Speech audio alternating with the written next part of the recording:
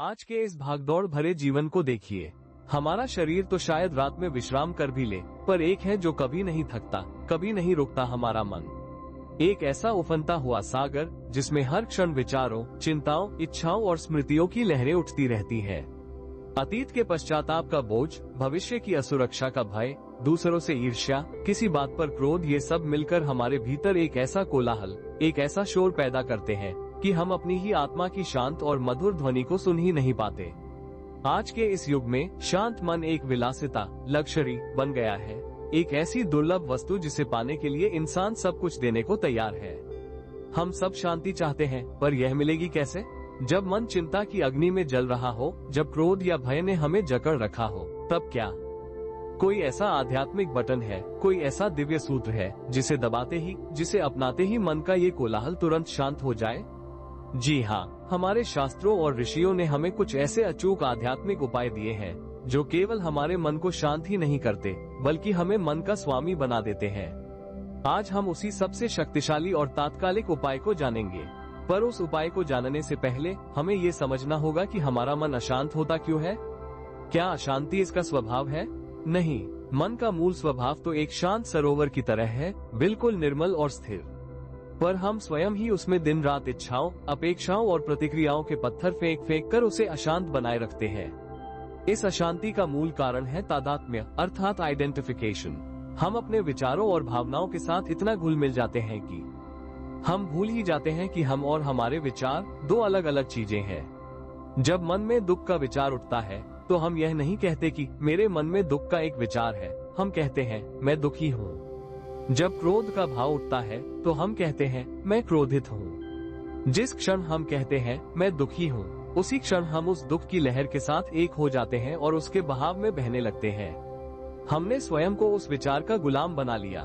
तो मन को शांत करने का सबसे तीव्र, सबसे शक्तिशाली आध्यात्मिक उपाय है इस तादात्म्य को तोड़ देना।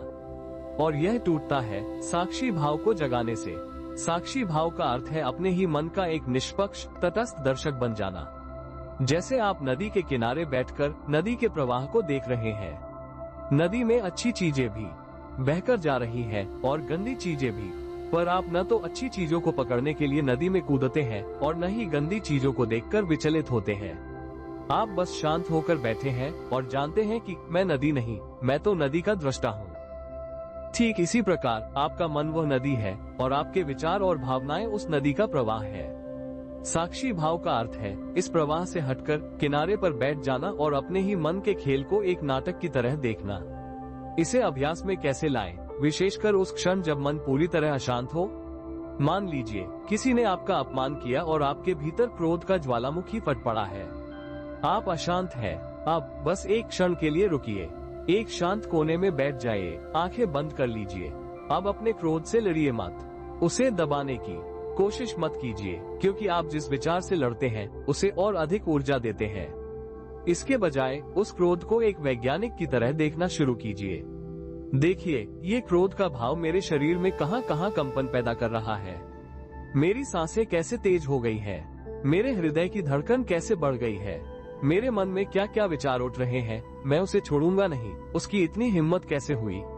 इन विचारों को देखिए जैसे आप आकाश में तैरते हुए बादलों को देख रहे हैं। उनसे कोई पहचान मत बनाइए, उन पर कोई अच्छा या बुरा, सही या गलत का लेबल मत लगाइए। बस उन्हें आते हुए देखिए और फिर जाते हुए देखिए। आप पाएंगे कि जिस क्षण आप विचार के कर्ता से हटकर विचार के दृष्टा बन जाते हैं, उसी क्षण उस विचार की शक्ति क्षीण होने लगती है। क्यों? क्योंकि विचार को जीवित रहने के लिए आपके ध्यान और आपके तादात्म्य की ऊर्जा चाहिए। जैसे ही आप उससे अपना ध्यान और अपनी पहचान हटा लेते हैं, उसे भोजन मिलना बंद हो जाता है और वह भूखा विचार अपने आप मर जाता है। यह मन को शांत करने का सबसे सीधा, सबसे तात्कालिक और सबसे गहरा उपाय है। आप पाएंगे कि कुछ ही मिनटों के साक्षी भाव के अभ्यास से बड़ा क्रोध, बड़ी से बड़ी चिंता एक बादल की तरह आकर विलीन हो जाएगी और पीछे रह जाएगा केवल शांत, निर्मल आकाश जो आपका असली स्वरूप है। इस साक्षी भाव की शक्ति को एक बहुत ही सुंदर कथा से समझाया गया है। एक बार एक संत एक नदी के किनारे ध्यान में बैठे थे। तभी उन्होंने देखा कि एक बिच्छू नदी के पानी में गिर गया है और डूब रहा है। संत के मन में करुणा जागी, उन्होंने अपना ध्यान छोड़ा और उस बिच्छू को अपनी हथेली पर उठाकर बाहर निकालने लगे। जैसे ही बिच्छू हथेली पर आया, उसने अपने स्वभाव के अनुसार संत को एक जोरदार डंक मारा। पीड़ा के कारण संत का हाथ हिला और बिच्छू फिर से पानी में गिर गया। संत ने एक क्षण भी विचार नहीं किया और उसे बचाने के लिए फिर से हाथ बढ़ाया। बिच्छू ने फिर डंक मारा और फिर पानी में गिर गया। ये क्रम कई बार चला। पास ही खड़ा एक व्यक्ति यह सब देख रहा था। उससे रहा नहीं गया। वो संत के पास आकर बोला, हे महात्मन, आप मूर्खता क्यों कर रहे हैं? आप देख रहे हैं कि ये दुष्ट जीव बार बार आपको केवल पीड़ा ही दे रहा है। आप इसे क्यों बचाना चाहते हैं? संत ने मुस्कुराकर उत्तर दिया, भैया, डंक मारना इस बिच्छू का स्वभाव है और बचाना, करुणा करना, यह मेरा स्वभाव है। जब यह एक छोटा सा जीव होकर मृत्यु के भय से भी अपना स्वभाव नहीं छोड़ रहा, तो मैं एक मनुष्य होकर इसके डंक मारने के कारण अपना स्वभाव कैसे छोड़ दूं? ये कथा हमें क्या सिखाती है? वो बिच्छू हमारे मन के नकारात्मक विचार है, क्रोध, भय, ईर्ष्या। उनका स्वभाव ही है हमें डंक मारना, हमें पीड़ा देना। और हम क्या करते हैं? जैसे ही क्रोध का बिच्छू डंक मारता है, हम भी क्रोधित हो जाते हैं, यानी हम स्वयं भी बिच्छू बन जाते हैं। पर संत क्या करते हैं? वे साक्षी रहते हैं। वे जानते हैं कि बिच्छू का स्वभाव डंक मारना है। वे उससे लड़ते नहीं, उससे घृणा नहीं करते। वे बस उसके स्वभाव को देखते हैं और अपने सहज, शांत, करुणा के स्वभाव में टिके रहते हैं। यही साक्षी भाव है। अपने मन के नकारात्मक डिंकों से प्रभावित हुए बिना अपने शांत, दृष्टा स्वरूप में टिके रहना। ये साक्षी भाव का अभ्यास ही मन को शांत करने की परम औषधि है। पर कभी कभी मन का तूफान इतना तेज होता है कि किनारे पर बैठना भी मुश्किल हो जाता है। ऐसी स्थिति के लिए शास्त्र 2 सहायक विधियां भी बताते हैं। पहली है श्वास की शक्ति।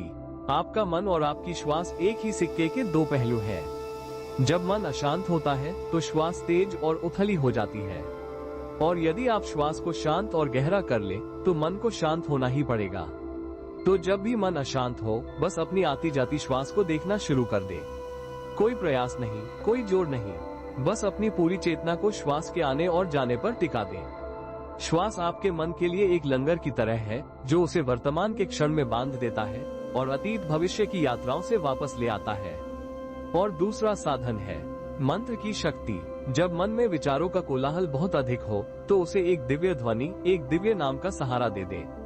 ओम, राम या कोई भी गुरु मंत्र। जब आप मंत्र जपते हैं तो आप अपने मन को हजारों नकारात्मक विचारों से हटाकर एक सकारात्मक, दिव्य विचार पर केंद्रित कर देते हैं। मंत्र की ध्वनि तरंगें आपके मन की नकारात्मक तरंगों को काट देती हैं और आपके भीतर शांति और पवित्रता का संचार करती हैं। तो सार यह है कि मन को शांत करने का उपाय मन से लड़ना नहीं, बल्कि मन से मैत्री करना है, मन का दृष्टा बन जाना है।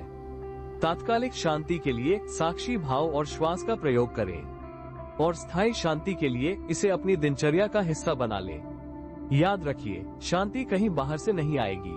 वो कोई ऐसी वस्तु नहीं है जिसे आप खरीद सकते हैं या अर्जित कर सकते हैं। शांति तो आपका सहज स्वभाव है। अशांति तो केवल सतह पर की लहरें हैं। आप लहरें नहीं, आप तो वो गहरे, शांत महासागर हैं। बस लहरों से अपनी पहचान तोड़कर अपनी उस गहरी शांति को अनुभव करने की कला सीखनी है। अगर आप भी आज से अपने मन के साक्षी बनने का ये दिव्य अभ्यास शुरू करने का संकल्प लेते हैं, तो इस वीडियो को लाइक करें और कमेंट में पूरी श्रद्धा से वो महावाक्य लिखिए जो आपकी असली पहचान है। अहम साक्षी अस्मि, मैं साक्षी हूँ। इस जीवन परिवर्तनकारी ज्ञान को अपने प्रियजनों के साथ साझा करें, ताकि वे भी मन के इस कोलाहल से मुक्त होकर अपनी भीतरी शांति को अनुभव कर सके। और ऐसे ही गहरे आध्यात्मिक संदेशों के लिए जुड़े रहिए श्री हितवाणी से। धन्यवाद।